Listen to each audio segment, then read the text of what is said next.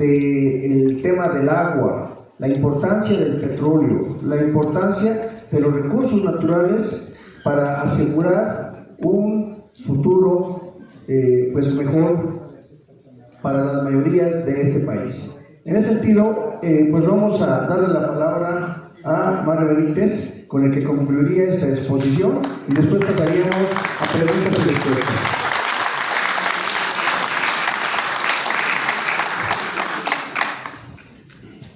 Sí, pues a ver si me sale rápido, compañeros, porque el tema es vasto. Yo traigo una presentación de lo que quiero platicar, me toca la última parte. Miren, esto es lo que comentaba el compañero Carlos Leiva. O sea, aquí la generación, la transmisión, la distribución y la comercialización. Esto es un ciclo indivisible, no se puede separar. Es como una armadora de autos. O sea, no compras, si vas a armar 100 autos, no compras 500 llantas, no compras 8000 parabrisas. O sea, todo está articulado, todo está comunicado. Esto supone un plan, porque la electricidad no se puede almacenar. Se tiene que producir justamente la que se requiere, y por supuesto tiene que haber una reserva, pero tiene que haber un plan, y para ese plan las generadoras tienen que producir para que todas las líneas de transmisión y distribución puedan aguantar esta generación. Si se excede, si hay mucha generación, las líneas pueden reventar, hay sobrecargas. Entonces no se puede, hay límites pues en la distribución y en la transmisión, y también para todo el público usuario. Entonces esta parte es muy importante, pero se rompe, se crean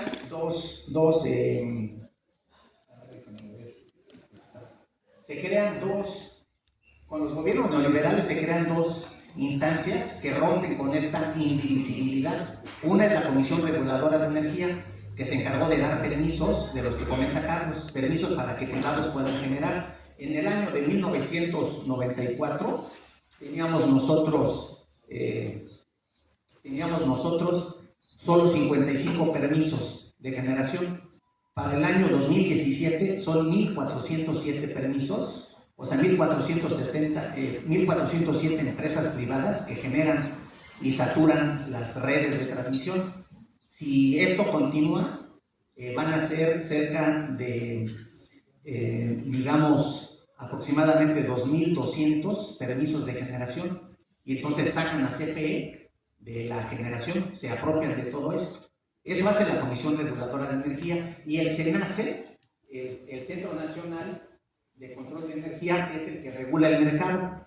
O sea, como ya se fractura todo, ahora tienen que ir al mercado eléctrico las generadoras privadas, las mixtas, las públicas, y van a ese mercado y entran en una especie de subasta, ofertando precios baratos para que sean los primeros en subir la electricidad. Entonces, estas dos instancias, la CRE y la CENACE, hicieron pedazos toda esta articulación de generación, que es la transmisión, la distribución y la comercialización. Son ya entes autónomos, separados, ya no están conectados. Y entonces la subsidiaria, por ejemplo, distribución, contrata a empresas contratistas privadas para atender las líneas de transmisión. Las generadoras, la CRE, contrata a 1,500 generadoras privadas, y hay un desorden, hay un caos en el sistema eléctrico que se refleja justamente en los recibos. Entonces, ¿cómo queda la CFE? Queda en 4 pedazos, le amputan todo su organismo. El primero de ellos es la generación. Como ya comenté, CFE quedó nada más en 6 empresas generadoras subsidiarias, pero hay 1,407 privadas y en proceso muchos más. ¿Qué acaba ocurriendo? Que tenemos en generación 3 veces más de oferta que la demanda. Es 3 veces más lo que se puede producir de electricidad que lo que efectivamente se va a consumir. Hay una sobreoferta de electricidad, y entonces no puede subir todo el parque de generación de CFE, no lo puede subir a las líneas porque revientan. ¿Qué es lo que hace el gobierno? Cada vez que dan permisos y suben su electricidad, el gobierno retira la suya, porque si no es un tema de seguridad nacional y revienta todo el sistema. ¿Qué acabó ocurriendo? Que las plantas generadoras de CFE están operando al 45%. Cada vez que dan permisos, entran los privados y sale CFE. Entonces CFE está chatarrizando todas sus generadoras, no están en uso. Pero como ustedes saben, y son economistas, esto tiene un costo de oportunidad. O sea, el no usar una planta, pues no es como apagar el switch y ya, no, eso se tiene que conservar y eso cuesta, el desuso cuesta, y entonces eso ocurre con la generación. ¿Qué hace la transmisión? Contratar empresas privadas, pero hay un problema, porque en esta descuartizada que le meten a CFE, CFE está obligada a entregar la electricidad a todos los hogares. A todos los hogares, son 50 millones de usuarios. Pero CFE, pudiendo producir su electricidad, no la entrega. Tiene que comprarla en el mercado. Tiene que ir a la subasta con el SENACE. Y entonces, aunque pueda generar, va al mercado y ofrece su electricidad. ¿Qué ocurrió? ¿Qué reglas pusieron? Bueno, miren, aquí está la proyección. Estos son datos de la CFE. En el año 99, nosotros tenemos aquí, CFE tiene todo el mercado eléctrico, 0 privados. En 2013, 63-37. Así, 54-45. ¿Qué pasa en 2020? CFE tiene aproximadamente promedio el 40% del mercado eléctrico y los privados el 60%. Para 2024 sería 29-71. En 2029, 16, el sector público, 84%, el sector privado se apodera de toda la electricidad. Y esto es lo que pasa en España, lo que pasa en algunos países de Europa, donde la electricidad está, pero por los cielos. Y la gente lo que hace es lavar de noche, vivir de noche, poner la lavadora, la plancha, el microondas, aspira todo de madrugada, porque en la madrugada se usa la electricidad más barata, cuando no se está metiendo al sistema la más cara. Y ya en España son seres nocturnos. Y eso ocurre porque las privadas colocan los precios a niveles altísimos. Y quiero comentar esto rapidísimo. Miren, esta es la tendencia, esta es la curva de la generación de CFE. Aquí estamos en el 100 y esta es la baja, esta es la tendencia. Hasta aquí presentan Andrés Manuel una propuesta y dice, vamos a llegar nosotros al 54. Esta es la propuesta. De 2022 en adelante, llegar a producir el 54. Porque si no, vamos a bajar hasta el 26, 20%. Y entonces se trata de que los privados puedan producir 46% y el sector público 54%. Pero déjenme decirles que el 46% es el mercado eléctrico equivalente a toda Argentina. Les están dando a los privados el mercado eléctrico de toda Argentina. A eso equivale darles el 46% y no aceptaron, quieren todo, porque a partir de usar a la Suprema Corte y aspectos leguleyos, logran echar atrás la reforma del presidente y actualmente se regresa a este cambio para que los privados sigan avanzando. Entonces, miren, aquí también son datos de la CFE. Para mí es muy importante mostrarles las fuentes oficiales, porque suelo hacer eso permanentemente. En mis pláticas, en mis exposiciones, la capacidad instalada de CFE, esto es en megawatts, es 43.800. La producción independiente, los permisos, etcétera. La oferta en 2020 es 85.900. Esto es lo que puedes ofrecer, pero te demandan 48.000. O sea, estás haciendo cosas que no vas a vender, que no tienen utilidad, y además la electricidad no la puedes ni almacenar. No es una batería, no es el litio, no se puede almacenar. Entonces tú te tienes que preguntar, ¿y para qué estamos produce y produce y produce? Ah, pues porque le diste a los privados y además te la tienes que comprar con criterios falsos de mercado. Aquí,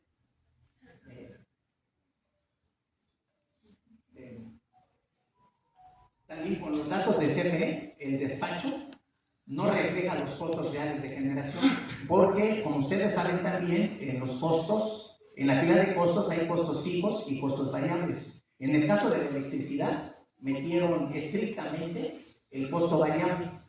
Vas a subastar con costo variable, y en el caso de la electricidad prácticamente es el combustible, prácticamente es lo que utilizas pues para generar, para turbinar, etc. Entonces, si tú vas al mercado eléctrico y te dicen cuál es el costo de tu generación, pues dice cero, porque yo hago una eólica, una generadora que la mueve el viento, y el viento no cuesta. O yo hago una fotovoltaica y el sol no me cobra nada. ¿Cuánto es tu costo variable? Cero, porque el aire no cuesta, la velocidad del viento no cuesta, el sol no cuesta, y entonces despachas primero, en teoría, porque tu costo es cero. Cuando le metes el costo fijo, el costo total sube. Porque ¿qué ocurre con las energías eólicas? Hay dos aspectos que son importantes. Miren, aquí lo anoté porque, pues para abreviar, pues son intermitentes. Intermitentes quiere decir que no existe la misma capacidad para mantener el voltaje requerido y alimentar una industria. No siempre va a haber aire ni con la misma velocidad. Y no siempre hay sol, hay nubosidad, hay lluvia. Y cuando esto ocurre, pues la generación se hace intermitente. No tiene la misma capacidad para darle servicio y fuerza a una fábrica, por ejemplo. Entonces, ¿qué sucede? Que CFE tiene que respaldar esa generación para que llegue al voltaje requerido y no quede tu foco como una velita, cuando eso nos pasa en casa, por ejemplo. Eso se llama el respaldo. CFE tiene que respaldar a esas energías fotovoltaicas, eólicas, solares, etc. Y hay otra cosa adicional, que donde hace mucho aire está lejos de los centros de consumo, de los centros industriales. Entonces, o donde hay mucho sol. Y entonces en Oaxaca, por ejemplo, Iberdrola tiene una gran planta eólica, pero la tiene que distribuir hasta Monterrey. Y el centro donde hace mucho aire está lejísimos de donde se requiere esa energía, que es Monterrey. Eso hay que llevarlo, hay que transportarlo. Eso se llama el porteo. Eso es usar las redes de transmisión, las torres, las líneas, las subestaciones, para que tú puedas llevar la energía eólica de Iberdrola de Oaxaca a Monterrey. Entonces, eso se llama el traslado. Hay dos cosas importantes que se tienen que saber. Una es el respaldo que le damos a esas energías que tienen costo cero. Y otra es el traslado, el porteo. Y estos datos son importantes, porque de solamente respaldar aquí, el respaldo anual es de 4,000 millones de pesos. Ese es un subsidio para las privadas. Y son distantes, el porteo del transporte de la electricidad son 30,000 millones de pesos al año. Entonces, esto es lo que CFE le entrega a las privadas para que den el servicio. Y entonces tú estás soportando con esto que ellos lleguen al mercado y digan costo cero. Miren, hay algo adicional, que la electricidad no se consume totalmente desde que comienza el día. Hay un pico de demanda, que es ahora la demanda máxima, que es esta curva, en donde aquí es en el intervalo de las 6 más o menos a las 8, es cuando es la demanda máxima, cuando se consume más electricidad. Aquí empieza el día, son las 6 de la mañana, ustedes se levantan, prenden el foco, quizás la bomba para echar agua y va creciendo el día, aquí entran a trabajar, entran a las escuelas, acá hay una pequeña cúspide y conforme va descendiendo, porque ya acaba el trabajo y llegamos a casa, descansamos, pero en este periodo aumenta muchísimo. La primera energía que se sube es la más barata, porque se demanda poca. Cuando se acaba esa, metes la energía que sigue, la más cara. Se acaba, metes la más cara. Cuando llegas a este punto, entró la más cara, la más cara. Y es la que se hace con petróleo. Cuando se llega a este nivel, todos los que subieron su energía cuando era la más barata, se les paga a este nivel. Se les paga, como ustedes conocen la teoría marginal, se les paga con el último costo. A todas las demás, independientemente del costo real en que vendieran su electricidad, se les paga al último de demanda máxima. Y esto es impresionante porque la riqueza que se acumula en ellos pues es grandísima. ¿Qué sucede entonces? Cuando aquí aparece el costo total, cuando le decimos a Iberdrola o a las eólicas o solares, metan en su costo el porteo, el transporte, el mantenimiento y un conjunto más de datos para que efectivamente nos digan cuánto cuesta su generación. Y resulta que cuando ellos meten esto, la más barata es la nuclear, solar fotovoltaica, pero la de Iberdrola eólica que existe, estas es de las que no se vendieron, es la más cara. Es la más cara. Entonces es falso. Ojalá me esté explicando. O sea, te dicen cuesta esto, cero. Cuando le metes el porteo, el transporte, el mantenimiento, etcétera, no cuesta cero. Eso es carísimo. Y entonces, si en el orden de despacho llevan la realidad, serían los últimos en entrar, no los primeros en ser despachados. En fin, voy a avanzar. Este es el orden en que está actualmente la situación en la electricidad. Voy a terminar. Primero la nuclear, la solar, la eólica. Esta solar y eólica son privados, también la geotérmica, la de gas, son privados. Aquí CFE es la que tiene una potencia en plantas generadoras de hidroelectricidad y están en el 6º lugar de despacho. Esta es la primera que entra, pero le pagan con el costo de la última. Esta es la de CFE. Su fuerza fundamental está en la hidroeléctrica. Se propone que entren primero las hidroeléctricas. No es energía sucia, no es falso, porque está conceptualizado como una energía contaminante. Y el agua no contamina. Las caídas del agua que mueven turbinas no contaminan y no son intermitentes, porque hay también nuevos mecanismos modernos que hacen esto que le llaman la reversibilidad, que con la misma caída no vacías la cuenca, el vaso de la presa, y te esperes a que tenga que llover para volverse a llenar, abres las compuertas, cae el agua y comienzan a mover las turbinas. No, lo que pasa es que el agua que echas hacia abajo, hay manera de con esa misma fuerza con la que baja, generar un sistema para que la vuelva a subir. Entonces no dependes incluso de los ciclos de lluvia, es algo ya permanente. Y usar las hidroeléctricas es lo mejor que le puede pasar a este país. Y la CFE tiene alrededor de 60 hidroeléctricas y hay que rehabilitarlas, hay que potenciarlas, hay que dispersarlas más por todo el país. En fin, miren, entonces, bueno, aparte les compramos todo lo del mercado negro que narró Carlos, o sea, se hacen negocios entre ellos mismos para autogenerar, pero eso es totalmente falso, porque actualmente hay 239 plantas generadoras que se les dio el permiso para su autoconsumo. Es como tú si tuvieras una plantita en tu casa, la echas a andar y prendes tu foco y es tu autoconsumo, y eso es lo que se te permitió. Entonces es para ti, pero si de tu casa le vendes al vecino, le vendes al de la tienda, le vendes al mecánico, ya estás haciendo negocio. ¿Qué ocurre? Hay 239 centrales eléctricas de autoconsumo, pero tienen 77,000 consumidores. O sea, si es 239 generadoras de autoconsumo, pues son 239 clientes, consumidores, no 77,000. Y aquí hay un mercado negro que se está llevando, aquí lo puse, bueno, es Palacio de Hierro, FEMSA, la Coca-Cola, teléfonos, Slim, etc. Estas pérdidas de CFE por este mercado negro son 20,000 millones de pesos al año.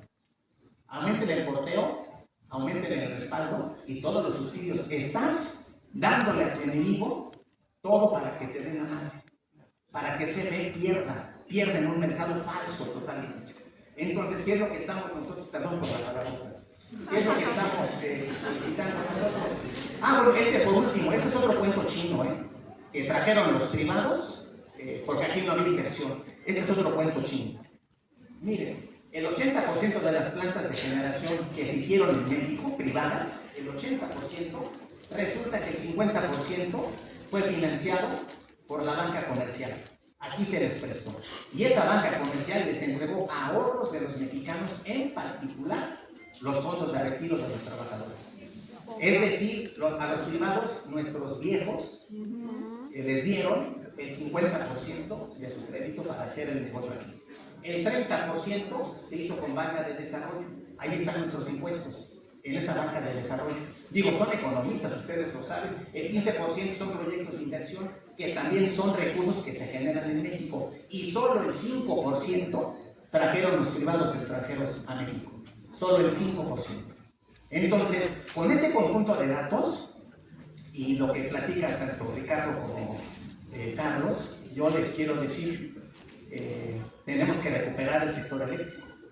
No los necesitamos. Tenemos nosotros esto que quiero mostrar a continuación. Miren el trabajo. A ustedes seguramente en clases les dicen que los trabajadores son los que generan la riqueza. Y les han de hablar de jornadas laborales, de plusvalor absoluto, relativo, de tasas de explotación. Miren, a veces no los conocemos. No conocemos a los trabajadores, a los que generan la riqueza. Pero aquí hay algunos compañeros, compañeras que están aquí. Mis compañeros, Ellos son los que generan riqueza. Ellos son los que se trepan. Ellos son los que trabajan. Sí, yo sí les pido un aplauso, claro que sí, claro que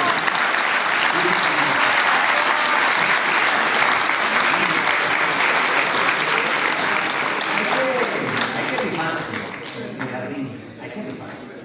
Y toda esta riqueza eléctrica, pues era nuestra, la hicimos nosotros. Y un día nos dicen, no, pues ¿qué crees? Lo que era tuyo ya no es tuyo, ya es de los privados. Y eso no es correcto, no es correcto.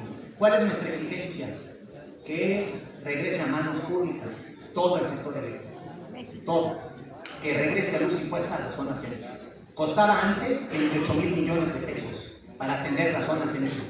A las arcas federales, al presupuesto de la federación, de ahí el presupuesto de la federación, también ustedes lo saben, es todo lo que recauda el Estado a partir de impuestos, incluso sus empresas públicas, y a partir de lo que le ingresa, destina egreso. De todo el esfuerzo social que hacen 130 millones de mexicanos, el Estado lo recauda en el fisco, en Hacienda. Y de todo lo que le recauda, dice, a ver, luz y fuerza opera en la zona centro. ¿Cuánto necesita? 28,000 millones de pesos. Así nos daban presupuesto, y bien dice Carlos, incluso no nos lo gastábamos, se regresaba una parte. ¿Cuánto se le destina para la misma zona que atendía Luz y Fuerza actualmente? Más de 200,000 millones de pesos. De 28,000 a más de 200,000 millones de pesos. ¿Por qué? Porque son los privados. Es el contratismo. Y bueno, pues nosotros queremos, y lo decimos con toda franqueza, queremos que regrese Luz y Fuerza, que regrese a la zona centro y que regrese nuestra fuerza de trabajo, que le devuelvan algo que siempre le perteneció. Y lo hicieron nuestros padres y nuestros abuelos. Hay otra historia mucho más